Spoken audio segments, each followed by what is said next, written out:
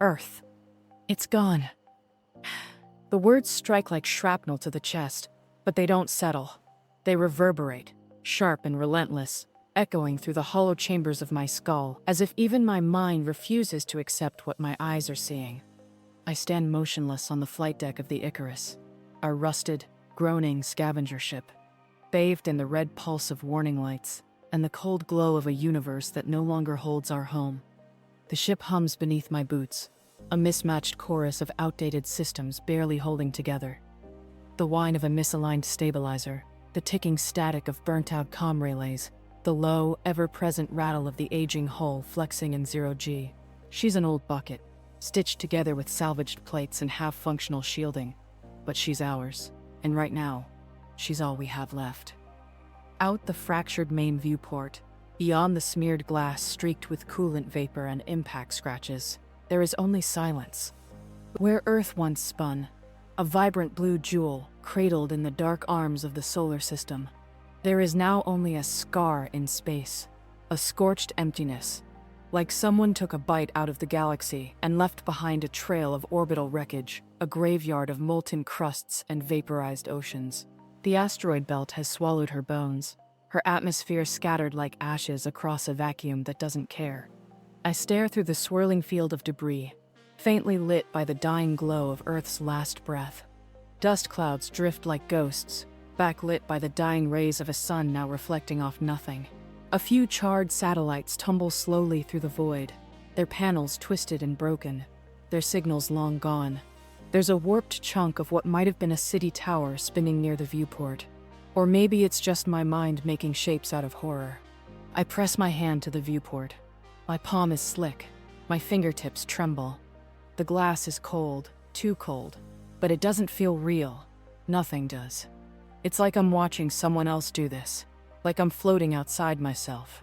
I want it to be an error, a glitch, some spatial mirage or warped gravity shadow. Maybe we missed the coordinates. Maybe the ship's nav AI, Icarus, finally broke down. But the display on my wrist HUD pulses with sterile precision. Coordinates. Confirmed. Signals. None. Planetary mass. Absent. Just silence. And dust.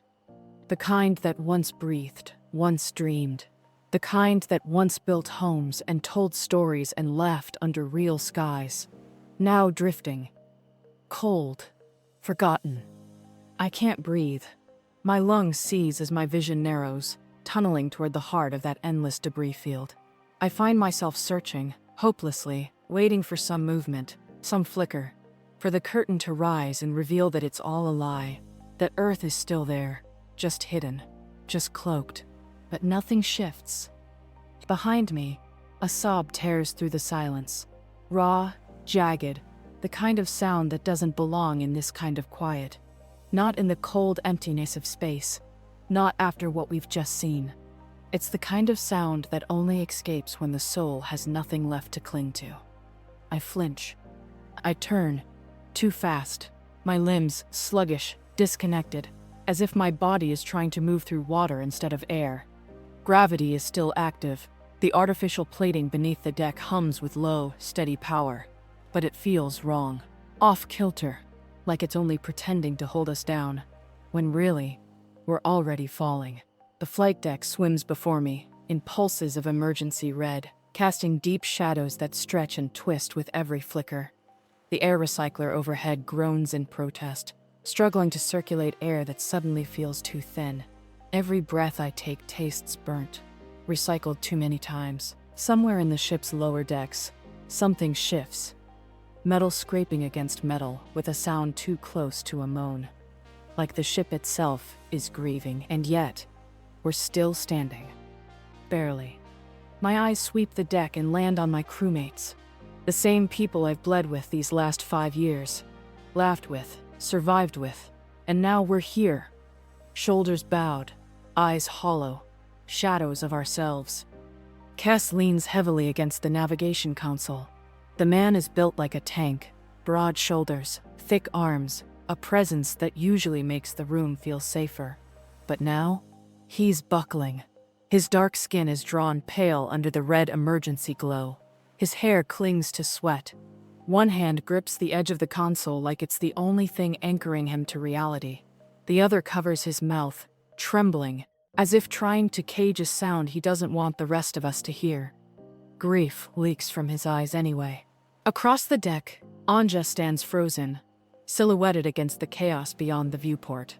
Her posture is upright, controlled, but she's breaking from the inside out. Her indigo and gold hijab has slipped off one shoulder, revealing the curve of her neck. Her jaw is so tight I hear her teeth grinding. Her hands curl at her sides, knuckles blanched white, arms trembling like power conduits under too much stress. She won't cry, not in front of us, but it's killing her not to. And then there's Captain Arden. Her freckled skin has gone ghost pale, all the rich vitality drained from it. Her curly red hair is wild, untamed as always, but there's no fire in her now, only shock. Her green eyes stare unblinking at the void, not seeing it, maybe refusing to. Her muscular body, the same one that stood firm through black hole storms, pirate raids, starvation, suddenly buckles, and she collapses. The sound of her knees slamming into the metal floor echoes like a gunshot. Her body folds inward, hair spilling over her face like a veil. And then, she screams. It's raw, primal, a mother's scream, a widow's scream, a scream that splits open the air and lays bare everything inside her. I feel her scream echo in my bones, and I run to her, because if I don't, I'll shatter too. I drop beside her, arms wrapping around her trembling body, and she clutches my slender frame back like I'm the only thing anchoring her to the universe. Her sobs vibrate through my chest, and I let them, absorbing the pain like a sponge. Bria. Trinity. I never met them, but I know them through her. Through every word she ever said about them. Through the softness in her voice when she spoke of bedtime stories and starry nights. Through the fire in her eyes when she said she'd kill to protect them. I hear another cry, raw and wordless, from somewhere behind me. Maybe it's Anja, maybe Kess, or maybe it's from me. I can't tell. The grief is too thick. I feel it crawling into my lungs, weighing down my every breath. Their sorrow coils through me, wrapping around my ribs, squeezing until I can't tell what pain is mine and what belongs to everyone else. I never had a family, no one waiting for me on Earth. But I feel this grief like I've lost everything. Because I feel them, every ache, every shattered dream, every whisper of life now silenced in space's endless vacuum. The silence where 7 billion voices once lived. The emptiness where cities sang and oceans roared. The utter stillness of a planet that used to pulse with life. I hold Captain Arden tighter as her tears begin to soak into my uniform. I don't stop her or dare move away. I wouldn't even if I could, because in this moment, feeling her pain, feeling everyone's pain, is the only way I know Earth was ever real at all. Their whole world, both the literal and personal, gone in an instant. And I can't tell any of them that I understand, because I have no one. No family waiting, no friends lost in the blast, no familiar faces etched into memory. They mourn their loved ones, their homes. Every name, every voice, every laugh, now lost forever. But me? All I can do is mourn for them. And humanity. And the way it vanished. Not in fire, not in glory, not with the kind of ending that earns a moment of silence across the stars. Just dust, scattered into the void. And the universe didn't even blink. I'm still holding Captain Arden, still clinging to her like I can somehow keep her from shattering completely. When the ship's comms crackle to life again. Warning. Unidentified hostile vessel detected. Trajectory. Approaching.